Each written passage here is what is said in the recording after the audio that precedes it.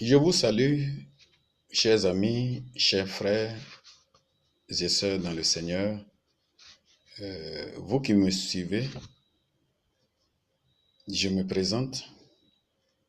Je suis le pasteur Kachikpe Noël Kodjo. Je suis le président fondateur de l'Église évangélique pour la délivrance, la bénédiction et le salut en Jésus-Christ.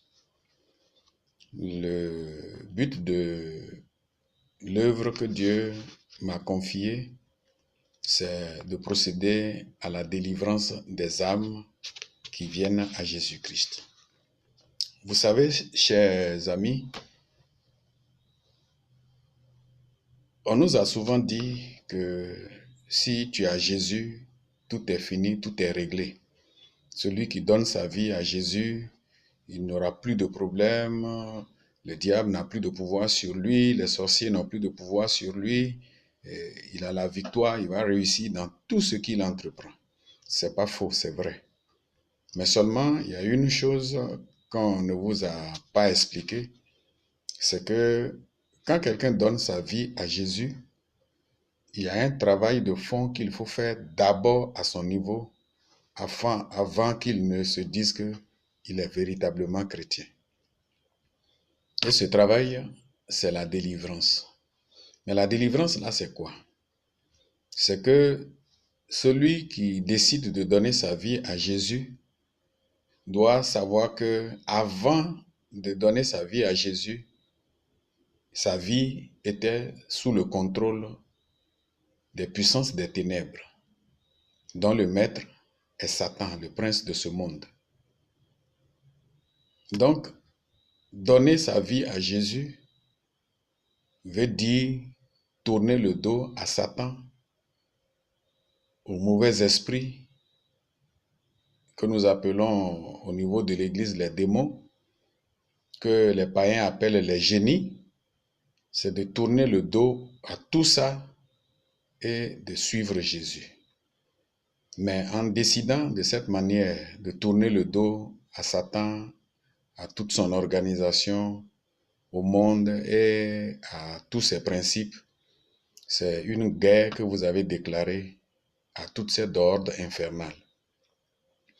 Et puisque tout être humain, avant de donner sa vie à Jésus, était sous le contrôle de ces forces des ténèbres, personne ne peut prétendre appartenir à Jésus, être libre, réussir, avancer, sans d'abord passer par la délivrance.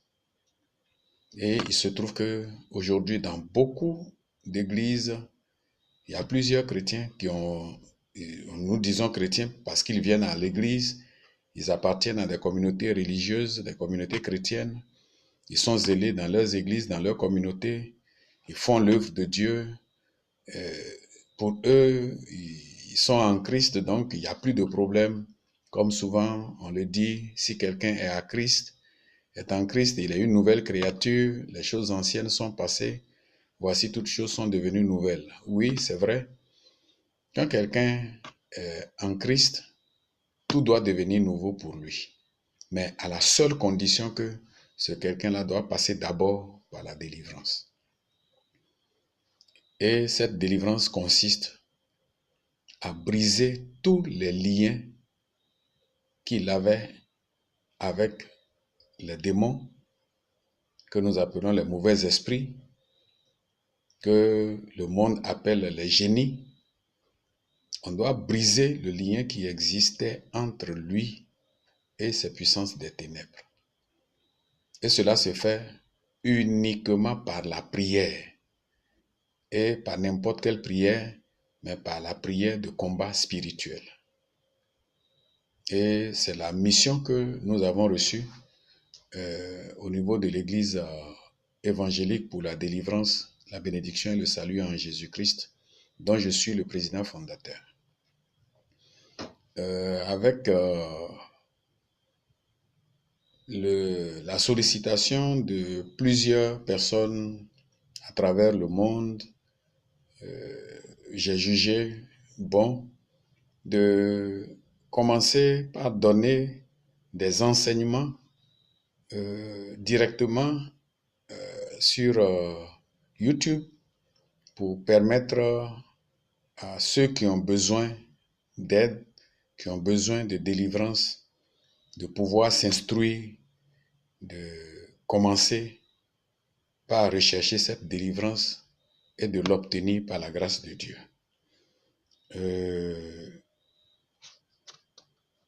Le Seigneur, donc, m'a fait la grâce d'avoir ce ministère qui, au jour le jour, fait du bien à ceux qui y prêtent véritablement attention. Vous savez, tout le monde ne peut pas croire ce que nous disons, mais nous encourageons quand même tout le monde à faire encore plus de recherches sur les enseignements que nous donnons pour voir, fouiller les Écritures, pour voir la conformité aux Saintes Écritures. Donc, comme je le disais, je donnerai non seulement des enseignements pour vous éclairer, mais aussi des exercices pratiques à faire pour parvenir à la délivrance sans forcément avoir besoin de moi à tout moment. Nous pouvons vous suivre de loin. Si c'est nécessaire de nous déplacer, nous allons nous déplacer.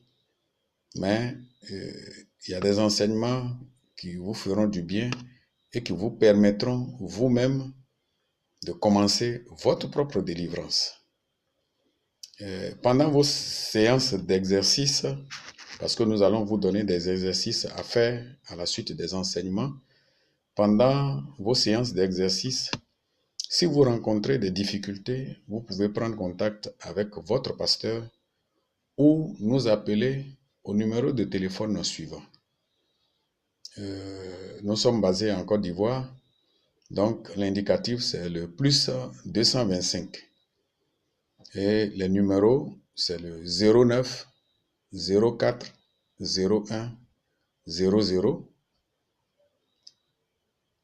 Ensuite, nous avons le 06 84 93 88. Et enfin, le 03 47 06 08. Ces chiffres doivent être précédés de l'indicatif plus 225. Pour aujourd'hui, il y a ce que vous devez savoir. Et ce que vous devez savoir, c'est quoi? C'est qu'avec Dieu, le hasard n'existe pas. Tout est planifié. Aucun être humain ne vient au monde par hasard. Même quand les parents géniteurs prétendent qu'ils n'ont pas désiré tel ou tel enfant, Dieu, quant à lui, considère que cet enfant, désiré ou non, est appelé à vivre sur cette terre au milieu d'autres êtres humains. Dieu, en tant que maître suprême de la création, dans sa souveraineté, trace un plan pour l'enfant qui va naître. C'est ce que nous appelons la destinée de l'homme. Et chaque être humain a sa destinée bien tracée par Dieu. Nous y reviendrons dans nos prochaines vidéos.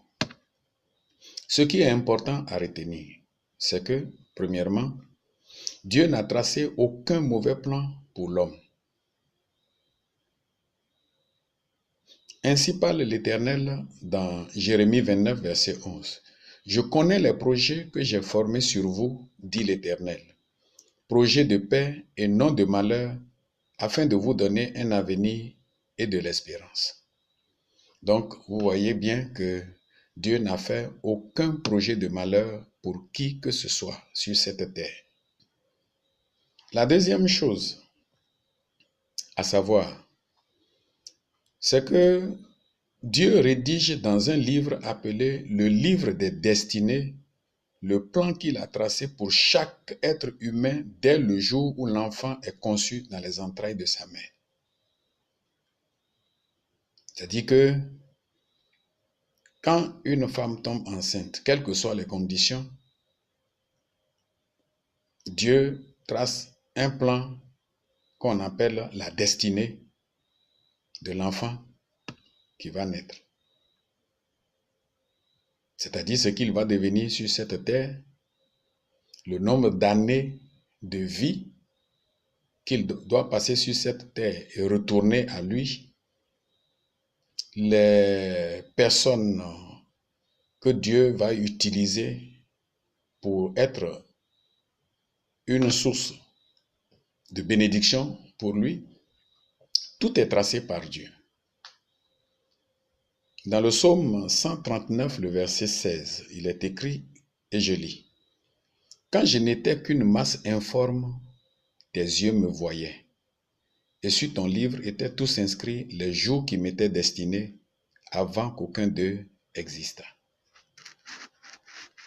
Cela veut dire que lorsque ta maman était enceinte et que tu allais venir au monde, Dieu a pris sa plume et son parchemin et a rédigé tout ce que tu allais réaliser sur la terre et le nombre d'années de vie que tu allais y passer, puis mourir et retourner à lui.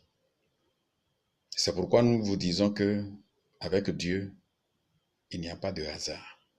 Nous allons vous donner quelques preuves bibliques pour que vous soyez vraiment convaincus que Dieu a un plan pour chaque être humain. En Jérémie, le chapitre 1, le verset 5, au sujet de Jérémie lui-même, il est écrit, « Avant que je t'eusse formé dans le ventre de ta mère, je te connaissais, et avant que tu fusses sorti de son sein, je t'avais consacré, je t'avais établi prophète des nations. » Donc, vous comprenez que Jérémie n'est pas né, il n'est pas venu au monde au hasard comme ça pour devenir prophète de l'Éternel. Ce sont des choses qui ont été prévues par Dieu. Deuxième exemple, dans Juge, le chapitre 13, le verset 5, au sujet de Samson. Je lis, « Car tu vas devenir enceinte. » Donc, Dieu parlait à la femme de Manoach, qui est bien sûr la mère de Samson.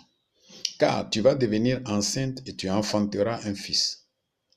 Le rasoir ne passera point sur sa tête, parce que cet enfant sera consacré à Dieu dès le ventre de sa mère. Et ce sera lui qui commencera à délivrer Israël de la main des Philistins. » Donc là encore, vous voyez que Samson n'a même pas connu le jour dans les entrailles de sa mère, quand Dieu avait déjà dit à la femme stérile, Madame Manoach, de commencer par prendre des dispositions avant de tomber enceinte, parce que l'enfant qu'elle va mettre au monde sera un instrument de Dieu pour commencer à délivrer Israël de la main des Philistins. Je poursuis. Un autre exemple, celui d'Ismaël. Dans Genèse, le chapitre 16, versets 11 et 12. L'ange de l'Éternel lui dit, « Voici, tu es enceinte et tu enfanteras un fils à qui tu donneras le nom d'Ismaël, car l'Éternel t'a entendu dans ton affliction.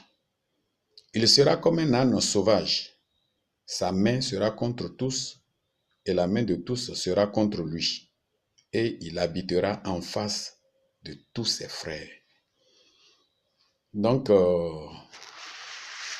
vous comprenez que nul n'est venu au monde par hasard et que Dieu n'a fait aucun mauvais plan pour qui que ce soit. Toi aussi qui m'écoutes, tu as ta destinée qui est rédigée dans le livre des destinées qui se trouve devant Dieu. Tu ne deviendras pas ce que Dieu n'a pas voulu que tu sois. Ta destinée se trouve dans la main de Dieu. La troisième chose que vous devez savoir, c'est que rien ne peut effacer ou annuler la destinée de quelqu'un. Même Satan n'en a pas le pouvoir. Dieu seul qui l'a rédigée peut aussi l'annuler ou la changer. C'est cela sa souveraineté.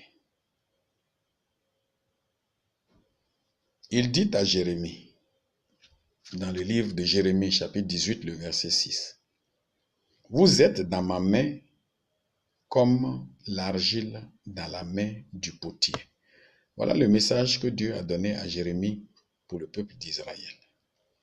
Ce qui veut dire, je suis libre de changer votre vie lorsque je le trouverai nécessaire. J'en ai l'autorité, j'en ai la souveraineté. C'est pourquoi quand vous lisez dans 1 Samuel chapitre 2, le verset 30, Dieu dit à Élie, « C'est pourquoi voici ce que dit l'Éternel, le Dieu d'Israël. J'avais déclaré que ta maison et la maison de ton père marcheraient devant moi à perpétuité.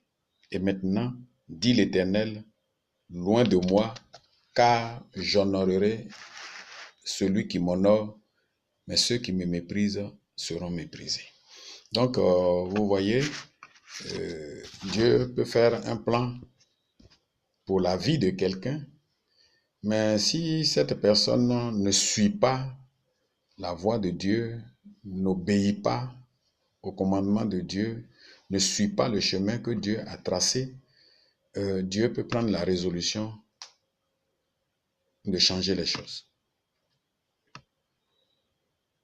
2 Rois, chapitre 20, versets 4 à 6. Ésaïe, qui était sorti, n'était pas encore dans la cour du milieu, lorsque la parole de l'Éternel lui fut adressée en ces mots. « Retourne et dis à Ézéchias, chef de mon peuple, ainsi parle l'Éternel, le Dieu de David, ton père. J'ai entendu ta prière, j'ai vu tes larmes. Voici, je te guérirai. Le 3e jour, tu monteras à la maison de l'Éternel. J'ajouterai à tes jours 15 années. Je te délivrerai, toi et cette ville, de la main du roi d'Assyrie.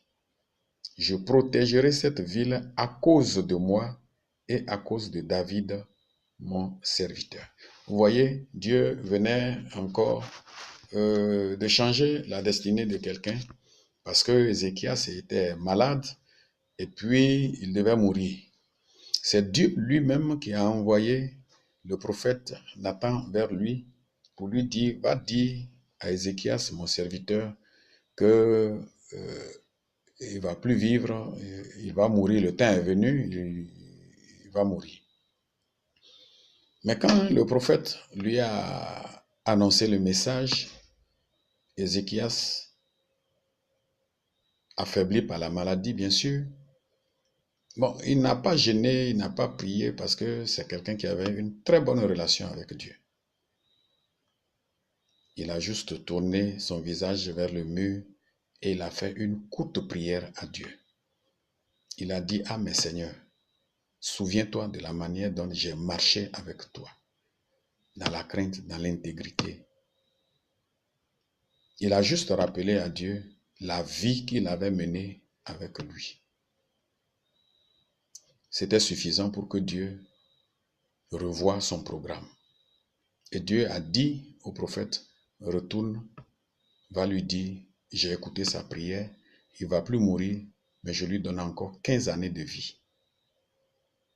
Vous voyez? Donc, Dieu a le pouvoir de changer la destinée de l'homme quand il le trouve nécessaire.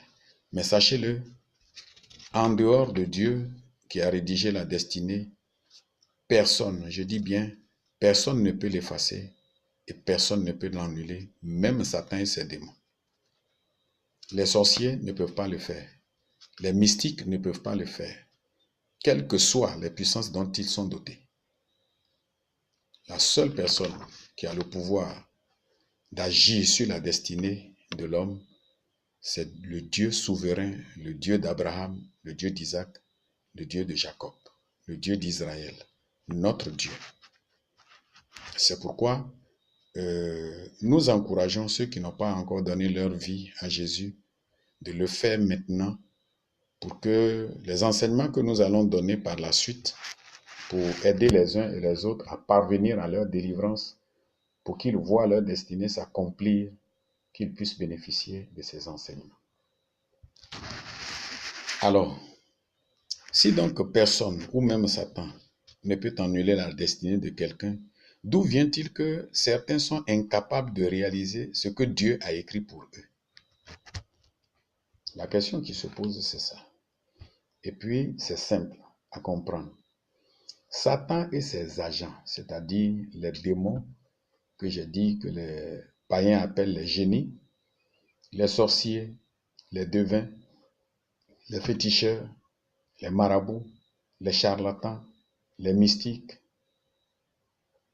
ceux qui évoquent les esprits, ceux qui pratiquent la divination, ce sont eux qui construisent des forteresses autour de la personne, dirigent des attaques contre elle, tendent des pièges sur leur chemin pour les détourner de Dieu afin de compromettre leur destinée. Donc si vous voyez que quelqu'un éprouve d'énormes difficultés, et je parle principalement de ceux qui disent qu'ils sont chrétiens, parce que il y a des gens qui sont chrétiens, ça fait déjà 2 ans, 5 ans, 10 ans, il y en a qui ont fait 15 ans, 20 ans, même parfois 30 ans dans la maison de Dieu, mais qui n'avancent pas, qui vont d'échec en échec, d'opprobre en opprobre, de difficulté en difficulté, qui ne vivent que des cauchemars, au point que souvent ils doutent encore de l'amour de Dieu pour eux. Vous voyez, des obstacles sont continuellement dressés sur le chemin de l'individu qui a de la peine à avancer dans la vie. Pendant ce temps, les années passent.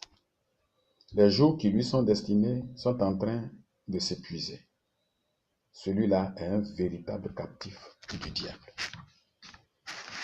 Si rien n'est fait pour le délivrer de cette captivité du diable, il doutera de la bonté de Dieu et de sa miséricorde.